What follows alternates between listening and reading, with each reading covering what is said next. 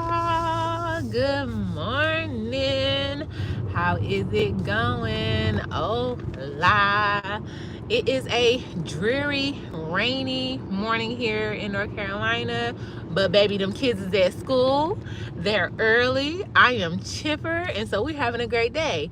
If you're new here, welcome. I'm Jamila Evans, and I am a twin mom, salon owner, and I adult with ADHD. That all put together is a situation. Additionally, I am a salon owner, and did I just say that? I don't know. Additionally, I teach curl education on this channel. So on this channel, you will get some hair hacks and you will get some life hacks. All right. So I was listening to a video this morning on content creating. She was breaking down just the new trends for 2025 as far as what people are looking for on these different platforms. As y'all know, I really enjoy and I'm interested in content creation, so I do study it. And so from there, I think it ended up doing a commercial or something like that, and this guy was talking about winging it, right? And then when he said winging it, I'm like, man, for a long time prior to getting business coaches, baby, I was definitely winging it, and was just very fortunate and very lucky, very blessed, if you will, to be winging it in a really great way. And eventually winging it isn't enough, right? Eventually at some point in time, like your fortune or your talent only takes you so far. And so it got to a point where after I had the kids, well, let's go back to the pandemic. And I hope that y'all can hear me all right. If you new here, this road does get a little choppy. So if I break up, if I cut up, know that I will come back clear, and the audio will be clear in a moment. But right before the pandemic, I opened some of you all know my story, some of you all don't. So I started off commission-based at a salon. Commission didn't work for me. I did not like sitting there watching the paint dry. Where I was working at, there was not a lot of foot traffic. So I was like, you know what? I'm going to get me clientele. I'm gonna find me a clientele. A rookie out of hair school, started to build a clientele. Then I began to booth-rent. From there, I finished college, went to Charlotte, and I commission based there, and then eventually came back to where I'm at now and got a suite, right? So from suite on, I've either been in a suite or left that suite and got a 6-chair salon. So the 6-chair salon, right, was a turnkey business. If you're not familiar with the term, essentially everything I needed for the salon was already in there. It came with like 5 or 6 stations. I mean, mirrors, chairs. There was 3 shampoo bowls. There was even dryers. Hell, there was even towels and product in there, right? It might not have been product that I used, but it was some nice stuff in there. So I was like, God, what? I was like, was this for me? Is this what I need to do? Like, so I ended up getting the 6-chair salon, and it was amazing until I ended up finding it hard to find staff. And then shortly thereafter, after getting a little piece of staff, a little bit of training in, getting my feet wet, the pandemic happened. And I was like, okay. And here in North Carolina, the government shut all, spaces like that, gyms, salons, all those things where you are working closely with someone, they closed us down for 3 months. Okay. So thank you so much. So a newly opened business, okay? Some businesses take 3 to 5 years to get out of the red, right? To start seeing a profit, okay? My business was less than 6 months old when the pandemic hit, and then they closed it for 3 months, okay? So if you know anything about commercial leases, usually they're a little longer term than a regular lease, a regular rental lease. So my lease there was 3 years. And all that put together, baby, I was like, okay. It was a huge lesson, I learned a whole lot. And what I mainly learned was that running a salon, this sounds obvious. Of course, in hindsight, everything sounds obvious. Running a salon is a full-time business, right? Just operating the salon, thank you. Operating the salon is a full-time business. Being a stylist within that business, right? Because I had Hold on, y'all. Come on, girl. Okay, well we just gonna, I don't know. The sign don't say. U-turns are really dangerous, y'all. Because sometimes that left lane think they got it, and sometimes the U-turn think they got it. So I always wait, because I ain't got time for nobody's accidents. But okay, so being running my own styling within my commission-based salon was also its own full-time business, right? Because I'm behind the chair. So I'm a stylist behind the chair, and I'm also the owner. It is not a heavy undertaking for someone else, but for me, pre-diagnosis of ADHD, I now know, baby. Yeah. Okay, so was it wonderful that I found the 6-chair salon? Yes. Was it a blessing? Was it just like too good to be true? It wasn't too good to be true, but I was winging it, right? And so, in all of that, like I was mentioning earlier, at some point in time, if you're talented, if you are really good, if you just catch on to things really easily, then, you may find that winging it is a good model for life. But at some point in time, that talent isn't enough. And sometimes you, winging it will begin to look like I'm not actually doing a good job at this. So to kind of wrap up the story about the 6-chair salon, because I did eventually let go of it, after coming back from the pandemic. So I'm so fortunate. If you are a business owner, salon owner specifically, I really highly encourage you to be correct, okay? To have your paperwork in order, to have your taxes in order, to be properly formulated or formatted, properly formed. And so because we had all those things in line when the pandemic came, we were able to get, different government assistance, if you will, or, just the helping hand that they have for small businesses, whether it be the EDIL through the SBA. I did not personally take the PPP, which I am so glad. Like, for the people who use it properly, there's nothing wrong with it. But I don't even want to think about it, because I don't even want to potentially even be an issue with the PPP. So I did not take any PPP, not even realizing that all of this fraud was going to happen around that. But that's another story. And so what happened was, after we got back going, right, because they were beating down our door, I'm so fortunate that after they closed us down for those 3 months, people were like coming in groves. So that was really, really good. But then I found out I was going to have the twins. And from there, I said, you know what, Jamila, let me just go ahead and acknowledge that this is too much for me, that this may be God saying, girl, sit your tail down and raise these kids, and to just let go of this space. And so I did. And so I let go of the space. And after I had the babies, there was just so little time. There was no more time to just wing it, right? I have to be strategic now. I have to really make sure that the things that I'm doing are moving me forward, and that I'm just not like throwing spaghetti at the wall, if you will. And so I hired a business coach. And when I hired the business coach is when I realized how much I just was blessed. Like, I would do the hair, I would take a picture of the hair, and I would post the hair. And then people would see it, and then they would book. And because I was doing natural hair, which is not a very popular, even still to this day, 11 years later, was not a very popular niche here, I just was just highly sought after. So realizing that my organic business, like the organic traction I was getting, it could definitely be a lot more strategic. I could definitely go and win even better if I wasn't winging it. And so the initial, like, working with a business coach was a lot. The boys, I think at the time, were like 6 months. And I saw that trying to be a twin mom and a business owner maybe wasn't going to work so well for me. And that right there was one of the parts, when I talk about mental health and about my postpartum, that was one of my hardest parts of postpartum, because I just wanted so desperately to get back to the things that made me feel like me.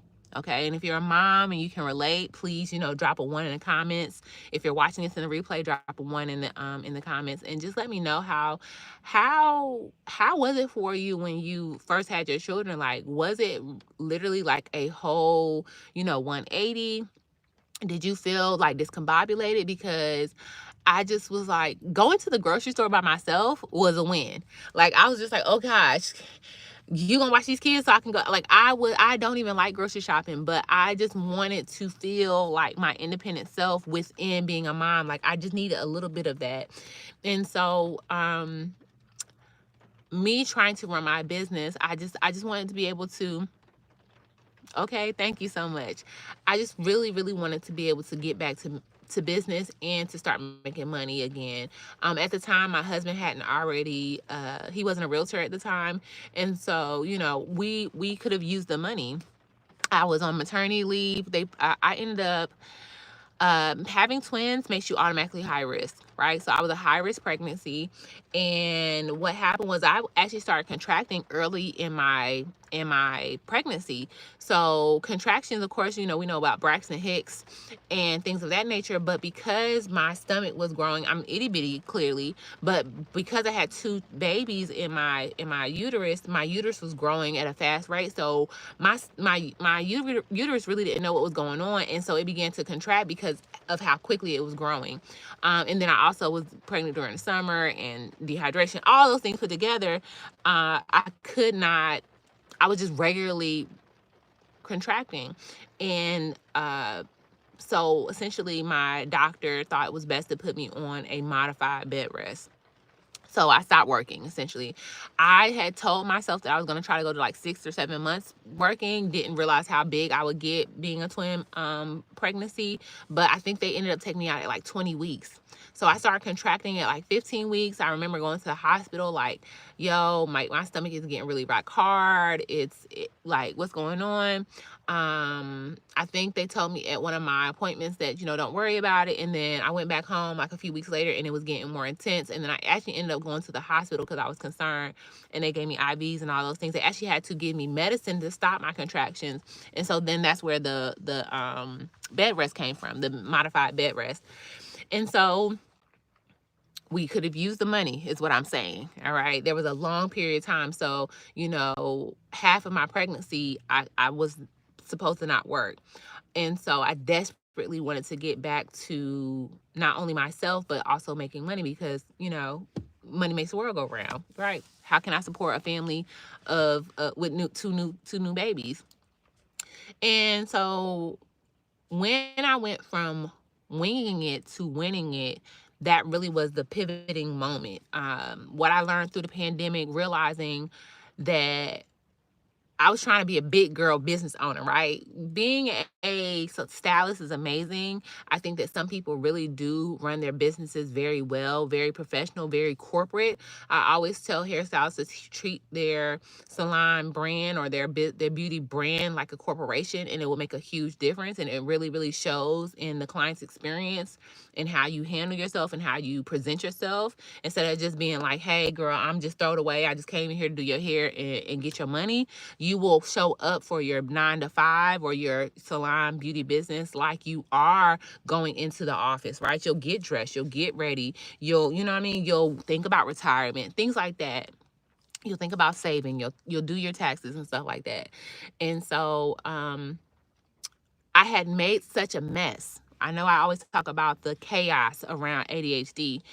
I was just doing. I was just living my best life in my 20s. I was, getting all these clients, and I really wasn't structured, right? I didn't realize how the lack of structure that I had, and it goes back to the winging it. And so undoing all of that winging, which got me to a great space. There's nothing like organic community and organic growth.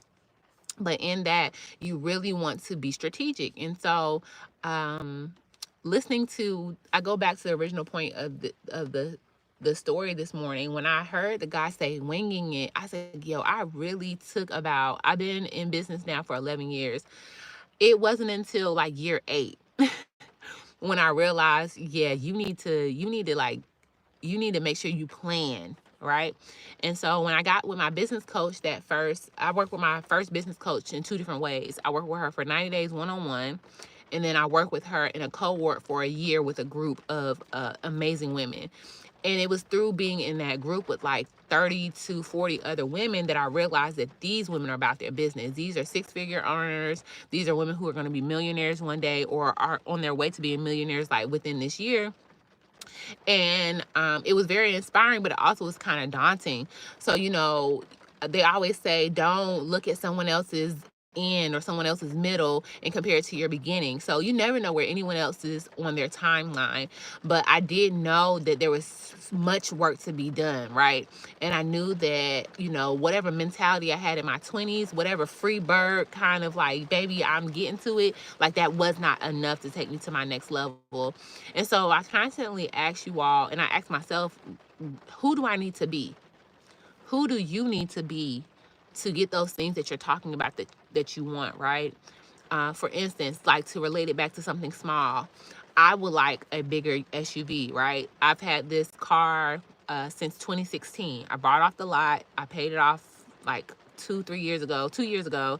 And it's a really, really good car. It's a Honda Accord. I have 115,000 miles on it. Like, I've taken really, really great care of it, but it doesn't really serve me much anymore. And so, how can I ask anyone, the universe, the Lord, whoever you believe in, to bring me something more if I don't take care of what I already have? How can I, you have to steward what you currently have to receive more, to, prove to the Almighty that you can handle more, right? And so, I just want to make sure that you understand that winging it is not the best strategy, right? It's not going to get you but so far.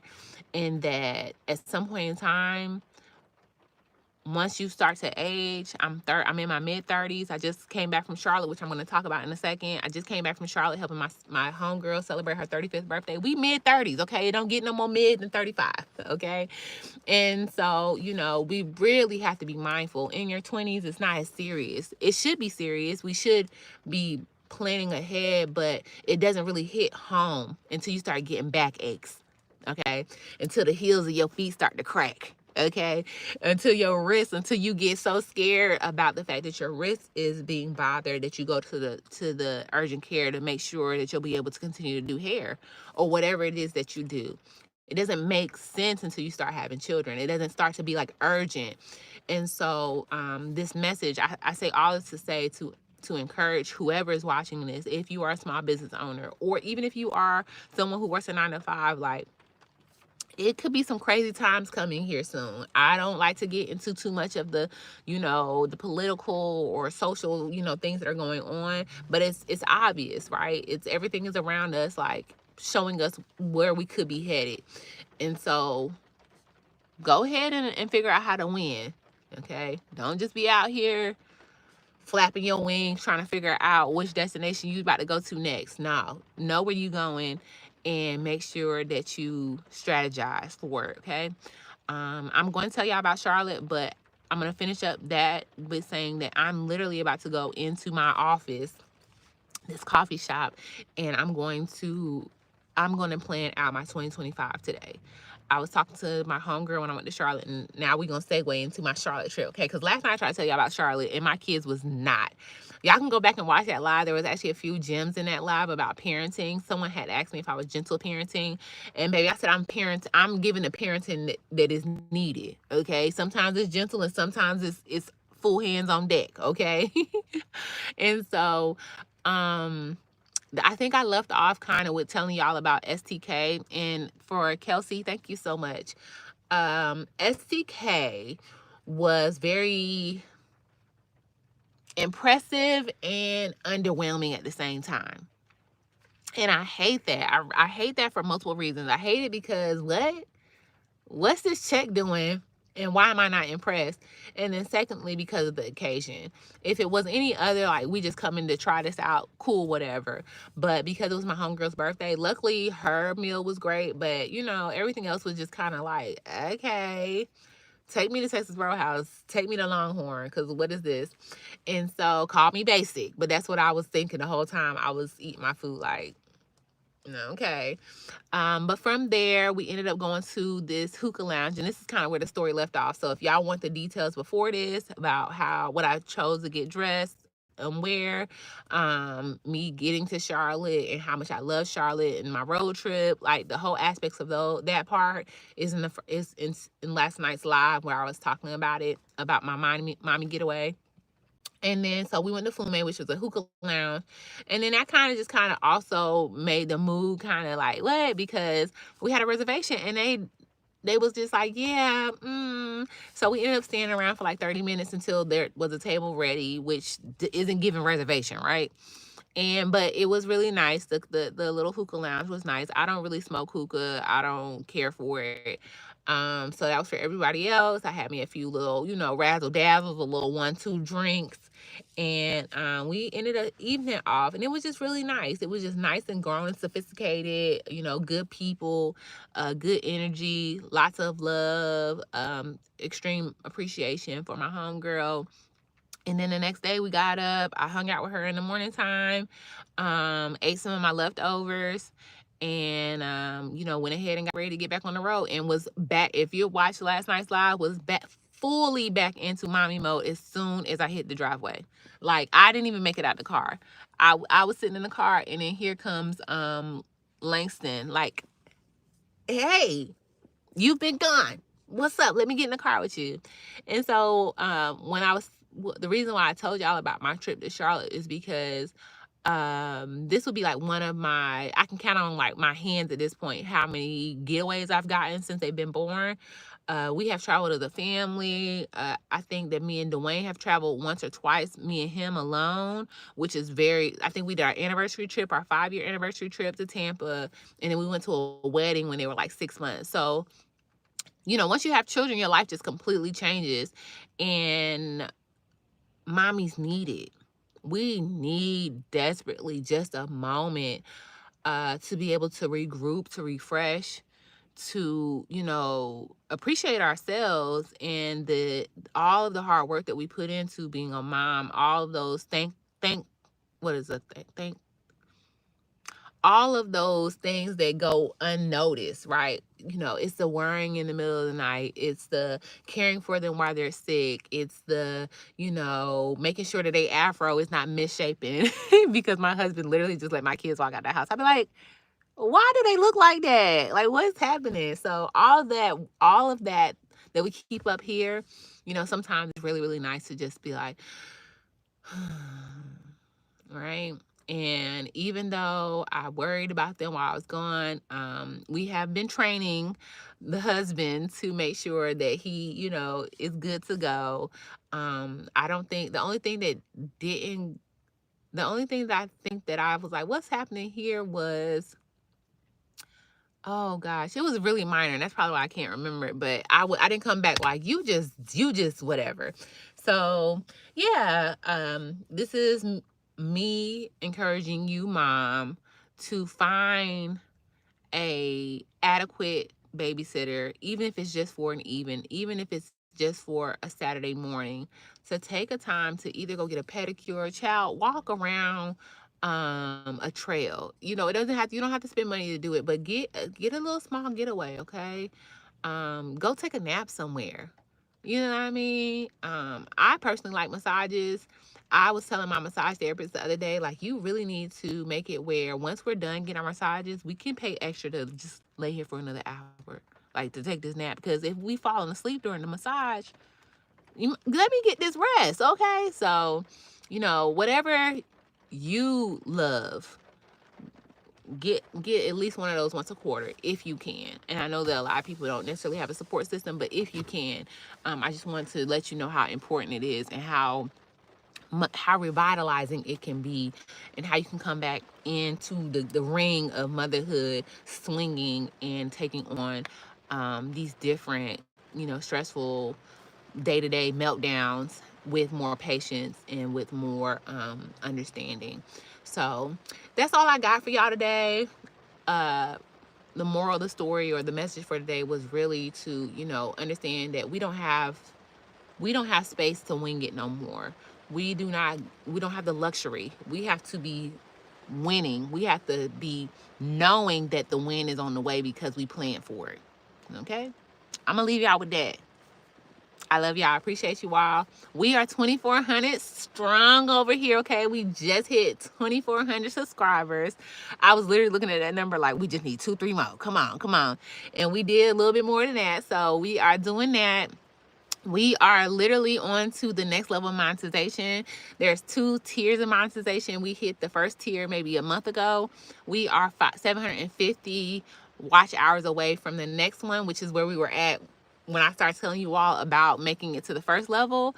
And so once we do that, then our page will be fully monetized. And I'm very, very excited to see how much we can grow from that, because at the end of the day, I would love to make, thank you so much, Anthony. I would really love for this. YouTube is my retirement plan, low key. It's a part of my retirement plan. And so if we can make, this a mutual relationship, like if this, what I got in here, if it could help you and you could help me just by viewing this, it would be amazing, right? It just sounds like heaven. So thank you all for watching, for tuning in, especially people like Anthony, Chisa, Moni, what is it, legs, hips, body. I could just go on. I'm trying to think of some of the ones. Jalen last night. Jalen, I appreciate you. It's a lot of y'all, and I'm just like, we make it's a community over here. So, it was someone last night, like the comments, sometimes they don't become subscribers, but sometimes the comments let me know that what I have to say really is, like, sometimes you just need one. And you be like, Chad, I'm making videos, like no one's watching them, but it only take one. You don't know what your life can mean to someone else. You don't know what you're experiencing, you speaking to that experience. You don't know how it can make someone feel so comforted, even though it could be like a struggle. Whatever they're going through could be a struggle. Sometimes not going through that struggle alone is all that you need to make it through. So I just want to encourage you to, if you feel like you have a story, if you feel like what you've gone through could help someone else, just share it. It doesn't have to be face to face. I know that video can be a little, daunting, a little like, oh my gosh, no, I don't want to put my face out there. But there are podcasts, there is writing. You can do a column. Medium is a lovely platform to share articles or things like that. Get it out. Okay, we're not here not to connect, right? We didn't go through all of this for nothing. So appreciate you all. Y'all have a lovely Monday and plan your win. Okay, bye y'all.